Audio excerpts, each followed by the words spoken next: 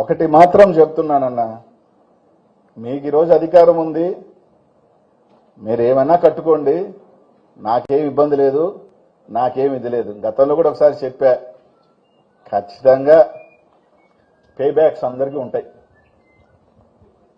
అది పెద్ద చిన్న ఆయన ఏముండవు. తప్పు ఇదంతా చూడండి. ఎక్కడ నేను అనిల్ గారు నేను ఈరోజు మాట్లాడిన దాంట్లో ఒక్కటి కూడా బురద చేయలేదు కాదు. ప్రతిదీ కూడా ఒక డాక్యుమెంటరీ ఎవిడెన్స్కి సంబంధించి నేను మాట్లాడుతూ ఉన్నా. గవర్నమెంట్కి డబ్బులు పోతున్నాయి, కూలి పనులు దొరకట్లా, అల్లాడుతున్నారు, అన్ని రకాల ఇబ్బందులు పడుతున్నారు. దాని మీద ఎన్జిటిలో కూడా కేసు ఉంది. ఆ డంప్స్ని ఆప్షన్ పెట్టండి అని అడుగుతున్నా. మీకే మంచిది, ప్రభుత్వానికే మంచిది. ఒక 1000 కోట్లు 1500 కోట్లు వస్తాయి. ఆ 1500 కోట్ల రూపాయలు మీరు అమరావతికి అప్పు చేయాల్సిన అవసరం లేదు, దేనికో దానికి ఉపయోగపడతాయి. ఆయనకు ఉన్నాయి చాలా డబ్బులు, ఈ కొత్తగా పెద్ద ఏం ఉపయోగపడవు. ఎందుకు ఉన్నాయని మళ్ళీ ఇంకొంచెం పెంచుతారా? సమాధానం చెప్పాలి కదా. వేమిరెడ్డి ప్రభాకర్ రెడ్డి గారు దీనికి ఎందుకు సమాధానం చెప్పరు? ఆయన నా భగవంతుడా, అతీతుడా?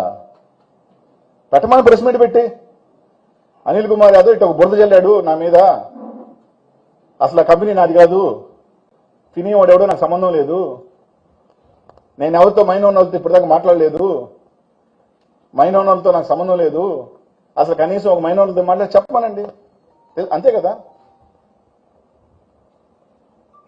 తప్పకుండా చెప్తాను 1 వీక్. కానీ మీరు కానీ ఆ ఇల్లీగల్ మైన్స్ లో పెట్టి ఆ మైన్ ఓనర్స్ అందరి ఒకటైతే చెప్తా, ఇలాగే విధంగా ఇల్లీగల్ గా చేస్తానంటే ఆ ఊరోళ్ళందరి చేత కూడా ఎవరి పొలంలో ఉన్న రాయి కూడా ఇల్లీగల్ గా చేసుకుంటారు. ఏమబ్బా బడావాళ్ళు చేసుకునే లేదు, పట్టుకూటి కోసం పేద రైతు చేస్తే తప్ప అందరూ చేసుకుంటారు. అందరికీ అవకాశం కల్పిండి. చిన్న పెద్ద రైతు, వాడు రైతులో పొలం రాయి కట్టుకుంటే కూతురు పెళ్లి చేసుకుంటాడేమో, అప్పు కట్టుకుంటాడేమో, కొడుకుని చదివించుకుంటాడేమో, అందరినీ చేసుకోనండి. వాళ్ళ భూమిలో అవకాశం ఉంటే చేసుకోనండి అందరినీ. సైదాపురంలో కానీ ఎక్కడికైనా రాయి పడుకునే వాడికంతా ప్రతి ఒక్కరికి అవకాశం ఇవ్వండి. అలా కాకుండా మేమే చేసుకుంటాం, మేమే ఇల్లీగల్ చేస్తాం, మొత్తం మెటీరియల్ అంతా మాకే ఇవ్వాలి, మాకు తప్ప ఇంకెవరికి మెటీరియల్ ఇవ్వకూడదు, ఇవ్వకపోతే మేము ఓపెన్ చేయము మైను, ఈ ధోరణి మార్చుకోకపోతే మీరు ఎన్నిసార్లు నా మీద కేసులు పెట్టే లోపలికి వెళ్ళినా మళ్ళీ వస్తా, మళ్ళీ ఆడ నిలబడతాను.